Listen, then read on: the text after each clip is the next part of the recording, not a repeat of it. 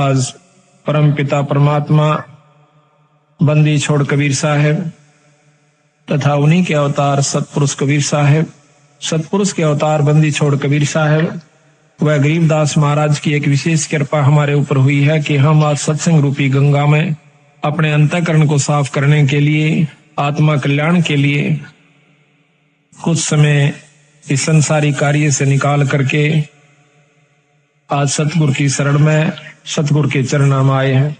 इस बात का प्रमाण सब जगह मिलता है कि बड़े भाग से मनुष्य जन्म प्राप्त होता है और उससे भी वह दिन हमारा बहुत ही भाग्य का होगा, अच्छे हमारे शुभ संस्कार होंगे जिस दिन हम सत्संग में आकर के परमात्मा की चर्चा सुनते हैं और परमात्मा के बारे में जानकारी होती है।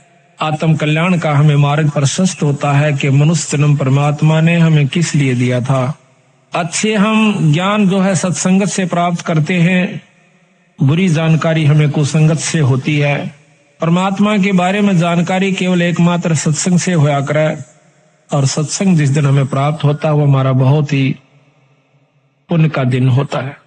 ना जाने पिछले जन्मों की कौन कौन सी अच्छी कमाई, युगों युगों के हमारे पुण्य कर्म हमारे साथ होते हैं, तब हम सत्संग की तरफ सोचते हैं और सोचने के बाद वो दिन प्राप्त होना, वो समय प्राप्त होना, वो घड़ी जिस दिन हम सत्संग में आते हैं या बड़े भाग तक प्राप्त होती है। बंदी छोड़ भगवान गरीबदास जी, वह सतगुरु कबीर साहब तथा वो पूर्ण ब्रह्म परमात्मा आज हमें देख रहा है कि ये बच्चे उस परम पिता परमात्मा के आज उनके दरबार में आए हैं। उनको इतना भी ज्ञान है कि कौन भक्त आए हैं और कौन नहीं आए हैं, किन कारणों से नहीं आ पाए। तो ये कुछ समय होता है, कुछ ईश्वर की तरफ से परीक्षा होती है, परमात्मा की तरफ से, कि इतनी मेहनत करने के बावजूद भी इस भक्त के अंदर, इस पुण्यात्मा के अंदर इतनी उत्सुकता उत्पन्न हुई है कि नहीं हुई है कि 100 काम छोड़ करके भी मैंने सत्संग में जाना चाहिए। इतना सत्संग सुनने के बाद इस जीव आत्मा को इतना ज्ञान अवश्य हो जाना चाहिए कि जिस प्रकार हम अपने पेट भरण के लिए, अपनी रोजी रोटी के लिए, चाहे मजबूरी समझो चाहे जरूरी समझो, हम उसको दुख या सुख पा करके अवश्य करते हैं। जिस प्रकार आज कितनी ठंड है और कल भी बहुत सर्दी थी, और इस समय में ऐसे भी भक्तजन होंगे जमींदार जिन्होंने बेचारों ने रात्रि में पानी दिया होगा अपनी फसल में, नहर से या ट्यूबवेल से, जबकि हम सर्दी के अंदर अपने घर में बैठकर भी रजाई का प्रबंध किया हुआ था और कोशिश ये थी कि कोई हीटर भी लग जावे कमरे में तो गर्मी महसूस हुआ, नहीं तो सर्दी बहुत ज्यादा है। और वो बेचारे घुटनों तक पानी में, ऊपर से शीत लहर, और वो उस पानी के अंदर, उस सर्दी के अंदर ऊपर से थोड़ी थोड़ी बूंद भी आ रही थी, बारिश भी हो रही थी। ऐसे समय में वो भक्त, वो ज्ञानी जीव सत्य अपने खेत में खड़ा हुआ था। वो ज्ञानी क्यों है कि उसने इस बात का पूर्ण ज्ञान है कि अगर आज मैं पानी देने नहीं जाता हूं तो मेरे बच्चे भी भूखे मरेंगे और हम भी भूखे मर जाएंगे और हमारा बहुत नुकसान हो जाएगा। ठीक इसी प्रकार सत्संग सुन लेने के बाद हमारे अंतःकरण में यह बात अवश्य घर कर जानी चाहिए, इतना पक्का विश्वास हो जाना चाहिए कि यदि हम सत्संग में आज नहीं जाते हैं, ये कोई रोज रोज नहीं हुआ करते, साल भर में मुश्किल से हमें कोई ऐसा समागम जिसमें परमात्मा की वाणी को विस्तृत जानकारी दी जाती है, खोल कर सुनाया जाता है। उस जमींदार की तरह इतना दृढ़ निश्चय जिसको अजर विश्वास कहते हैं, एक तो होता है निश्चय, एक होता है विश्वास, और तीसरा गरीबदास जी महाराज कहते हैं जरना होता है। जिसको जरना हो गया वो बेचारे आज सैकड़ों किलोमीटर से चलकर इसी सर्दी में अपने बच्चों समेत आज सच्चे दरबार में उस परमात्मा की रजा का लाभ उठा रहे हैं। और जिनको इस बात का ज्ञान नहीं हुआ अभी तक उनको जरना नहीं हुआ। विश्वास तो है कि भगवान के नाम के बिना गुजारा नहीं है, इतना विश्वास है। वो बेचारे ये सोच लेते हैं चलो घर में कर लेंगे अपना, कोई बात नहीं, आज सर्दी है कल धूप निकल आओगी तब चल पड़ेंगे, वो भी चोखा।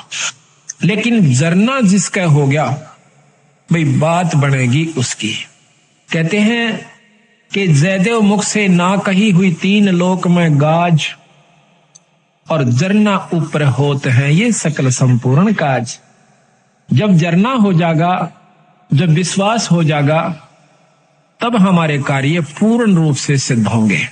तो आज जो सत्संग में आए हैं इस ठंड के अंदर, ये 13 दिसंबर और ये ठंड, और उसके बावजूद भी आप सत्संग में आए हो, तो यही कहा जाएगा कि आपको जरना हुआ है ईश्वर के बारे में, परमात्मा की बात का जरना हुआ है कि इसके बिना गुजारा कतई नहीं है, और ये है भी सत्य और रहेगा भी सत्य। जिन्होंने, महाराज गरीबदास जी कहते हैं कि समझा है तो सिर धर पा, भाई बहौर नहीं है ऐसा दाव। समझा है, ये बात आपके ज्ञान में आई है, आपके चित्त में ये बात समाई है कि नाम बिना गुजारा नहीं है, सत्संग बिना जीव का कल्याण नहीं है, तो फिर काहे की इंतजार करते हो। सिर धर पांव, सिर पर पैर रखना, बहुत तेज दौड़ना। सिर पर पांव रखना, बहुत तेज दौड़ना। तो सतगुरु महाराज कहते हैं समझा है तो सिर धर पांव, और बहौर नहीं है ऐसा दाव। ना तो ये मनुष्य शरीर बार बार मिलेगा, और मनुष्य शरीर कहीं मिल भी गया किसी युग में, हजारों वर्ष लाखों वर्ष लख 84 भोगने के बावजूद, और वो हो गया ऐसे स्थान पर जहां पर परमात्मा की चर्चा का होना भी मुश्किल है, तो उस मनुष्य जन्म से भी आपको कोई लाभ नहीं होगा। तो यहां सतगुरु महाराज हमें ये बताने की कोशिश करते हैं कि प्रथम तो मनुष्य जन्म नहीं मिलेगा भाई, और मनुष्य जन्म मिल भी गया तो यह बात समझ में नहीं आओगी जो आपके आ जाए। ये बड़ी मुश्किल से बात बनती है। पता नहीं कितने सत्संग सुनने से इस बात का अंतःकरण में कुछ थोड़ा सा विवेक बने से कि भगवान के नाम के बिना भाई को नहीं गुजारा, क्योंकि सभी संत प्रमाण देते हैं और बार बार हमें बताने की कोशिश करते हैं कि नाम के बिना जीव का गुजारा नहीं भाई, और नाम मिले सत्संग से, और सत्संग से हम विमुक्त तो को नहीं बात बने। तो सत्संग में आइए और ऐसे आइए जैसे सिर धर पांव, सिर पर पांव रख के भागना, बहुत तेज दौड़ना। कबीर साहब कहते हैं कि मानुष जन्म दुर्लभ है, या देहे न बारंबार, और तरवर से फल झड़ पड़ा, यू फेर ना लागे डार। एक बार एक फल या पत्ता कहिए वृक्ष से एक बार झड़ जाता है, दोबारा उस पर नहीं लगेगा। ठीक इसी प्रकार संतों ने इस मनुष्य जन्म को बताया है, एक बार आपके हाथ से छूट गया कोई फेर नहीं मिलेगा। इससे पहले पहले आप आने से बहुत कुछ लाभ उठाना है, वो आप कीजिए। तो इसकी जानकारी कहां से होती है? सत्संग से होती है। आज आपका सौभाग्य है कि आप सत्संग में आए हो।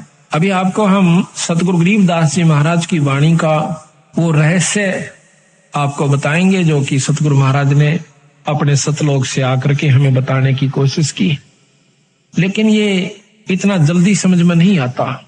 हम किसी गांव में जाते हैं तो पहले तो हम 2 सत्संग किया करते थे, दोनों दिन 2 अखंड पाठ चलता है, लेकिन अब समय अभाव के कारण अखंड पाठ ज्यादा हो जाने की वजह से हम केवल 1 सत्संग ही कर पाते हैं।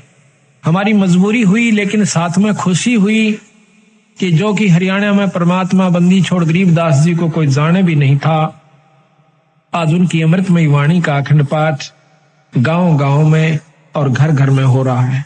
लेकिन समय अभाव के कारण, अधिकता हो जाने के कारण हम पूर्ण रूप से सत्संग वहां नहीं फरमा सकते। उसमें एक साधारण सी जानकारी दे सकते हैं जो कि नए भक्त को दी जाती है, लेकिन जो असली तत्व है वो इन 7 दिनों के अंदर आपके सामने आओगा। और जो इन 7 दिन के समागम को रुचि से एकाग्रचित करके और अपने मन को स्थिर करके और ध्यान से सुन लेगा, फिर उसके सामने कोई भी दिक्कत नहीं आवेगी और ना ही वो इस माया के वहम में, माया के चक्कर में फिर उलझ पाओगा। संतों ने, बंदी छोड़ गरीबदास महाराज जी ने ऐसे ढंग से हमें बताने की कोशिश करी है कि देख भाई, कहीं आपको यह वहम ना रह जावे कि भक्ति का करना केवल उन व्यक्तियों का काम है जो कि घर छोड़ जाते हैं और जंगल में चले जाते हैं और बाल ब्रह्मचारी रहते हैं और वहां पर तप आदि करते हैं, गुफा बना लेते हैं, शरीर पर दाढ़ी बढ़ाते हैं, अंग पर राख लपेट लेते हैं, छार लपेट लेते हैं, बर्फ के अंदर खड़े हो जाते हैं, कोई सिर के ऊपर ठंडा नीर बरसाता है सर्दी के मौसम में, तो हम समझते हैं कि इतना कठिन कार्य, तौबा तौबा करते हैं कि हे भगवान, इतना कठिन कार्य कि ऐसी सर्दी में, जबकि हमने तो वैसे ही ठंड लग रही है अपनी जर्सी और रजाई के अंदर भी, और एक भक्त एक मटके के अंदर सैकड़ों छेक करवा लेता है और उसको एक तिपाई के ऊपर रख कर और उसके अंदर बहुत ठंडा जल ऊपर डलवाता रहता है मटके में, और मटके में से पानी झरक के झरने के रूप में और उस भक्त के ऊपर, उस संत के ऊपर पड़ रहा है। तो ऐसी सर्दी में जब हम उसकी इस प्रक्रिया को देखेंगे तो एकदम कलेजा हिल जाता है कि इतनी ठंड में और ये बर्फ के पानी को अपने ऊपर डाल रहा। तो उस समय ये मन तौबा कर जाता है कि भाई भक्ति मारे बस की कौन है, हम नहीं कर सकते इसका। लेकिन बंदी छोड़ गरीबदास जियों ने इसको बहुत आसान किया है, इसको ऐसा मार्ग बता दिया है कि आप काम करते हुए अपने खेत में, जैसे उन्होंने उदाहरण दे के बताया, नहीं तो उस भगवान ने यहां पर आने की कोई आवश्यकता नहीं थी और ना ही उन्होंने बच्चे पैदा करने की आवश्यकता थी, क्योंकि वो पूर्ण ब्रह्म परमात्मा थी।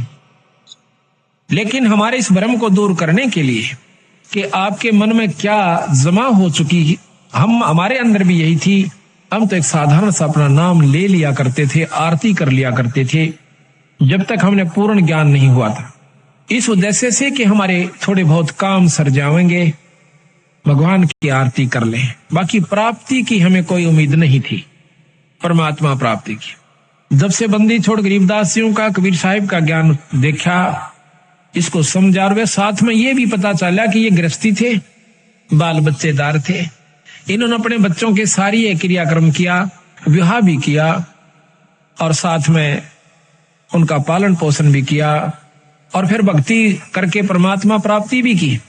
तो जब हमारे मन में यह कुछ उत्सुकता पैदा हुई कि जब बंदी छोड़ गरीबदास जी सारे काम को करते हुए पार हुए तो हम भी हो सकते हैं।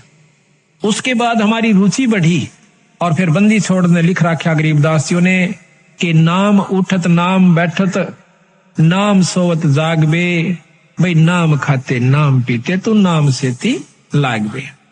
एक नाम से मुक्ति होगी, ना तप से मुक्ति होती है, ना केवल पाठ करते रहने से मुक्ति होती है, और ना ही किसी तप बर्फ में खड़ा हो जाने से या 4 धुना के बीच में 5 धुनों के बीच में बैठ जाने से जीव मुक्त हो सकता है।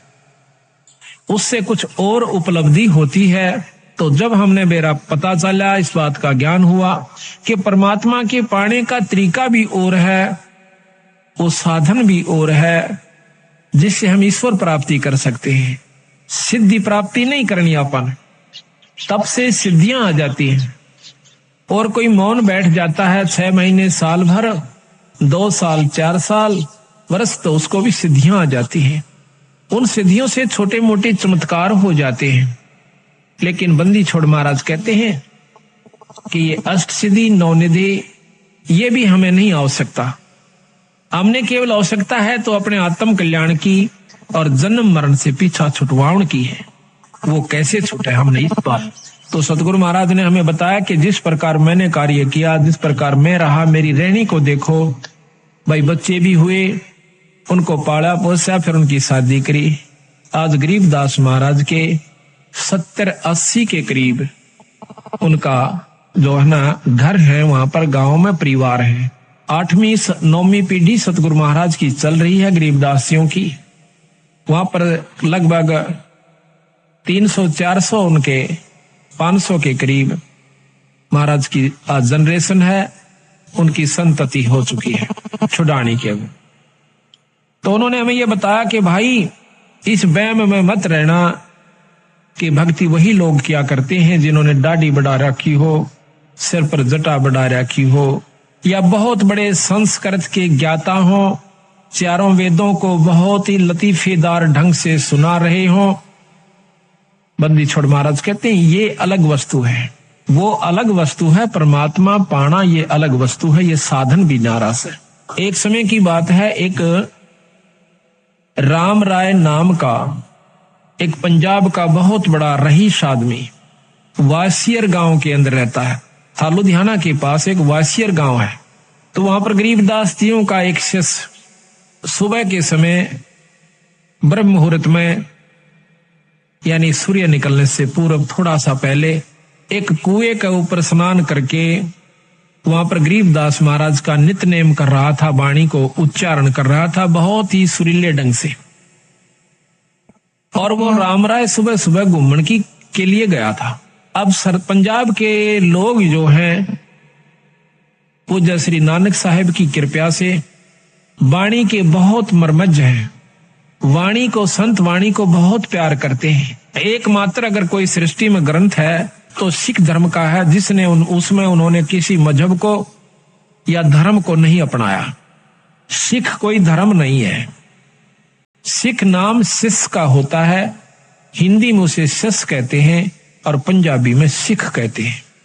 सिख कोई मजहब या धर्म नहीं है। आज जो सिख परंपरा के अंदर उन्होंने जो ग्रंथ साहिब बना हुआ है, उसके अंदर 39 संतों का समूह वाणी है, संग्रह वाणी है। 39 संतों की न्यारी न्यारी उनकी वाणियां हैं।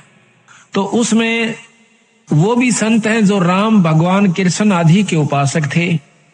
नामदेव जी, श्री तुक्का जी और श्री ज्ञानेश्वर जी, ऐसे बहुत से संत हैं। मीराबाई जी, धन्ना जी, उन सब संतों का की वाणी, उनका एक समूह जो है, संग्रह ग्रंथ है। तो उसके अंदर सभी संतों की वाणियां हैं, उनका ज्ञान है, अपना अपना मार्गदर्शन है। बड़े आदर से उनका पाठ करते हैं। और सुबह सुबह उठकर, कम से हर गांव में गुरुद्वारा है। गुरुद्वारा हमने एक मान रखा है कि वो केवल सिखों का ही होता है। हाँ, होता तो सिखों का है। सिख माने शिष्य, वो शिष्य का होता है। लेकिन कोई शिष्य हो, शिष्य के क्या लक्षण होते हैं, उसने क्या बुराइयां त्याग देनी होती हैं, ऐसे ऐसे जो सब जिसमें गुण हैं, तो वो शिष्य है। तो गुरुद्वारा है जहां पर हमारे बंदी छोड़ की वाणी है। उसमें सिख धर्म, सिख परंपरा के जो ग्रंथ साहिब उन्होंने समूह बनाया है, उसके अंदर अपने कबीर साहब की वाणी 40% है अकेलों की। बाकी 60% वाणी 10 सिख गुरुओं की और साथ में 28 दूसरे संतों की वाणी है, जो केवल 60% में आ जाती है। तो वो भी कबीर साहब को बहुत महत्व देते हैं। इस वाणी को सुनकर उनकी आत्मा में शरणाहट उठा है। कोई भी ऐसा, मैंने पहला क्षेत्र देखा है पंजाब में जब जाते हैं, जब कि कोई भी धार्मिक कार्य उसमें हो रहा है तो कोई भी ऐतराज नहीं करेगा, किसी प्रकार का भी है। सब नमस्कार करेंगे और ये कहेंगे कि बहुत अच्छी बात है भाई, बहुत चंगी गल है, कोई कर सके तो इसके बराबर कोई वस्तु नहीं है। लेकिन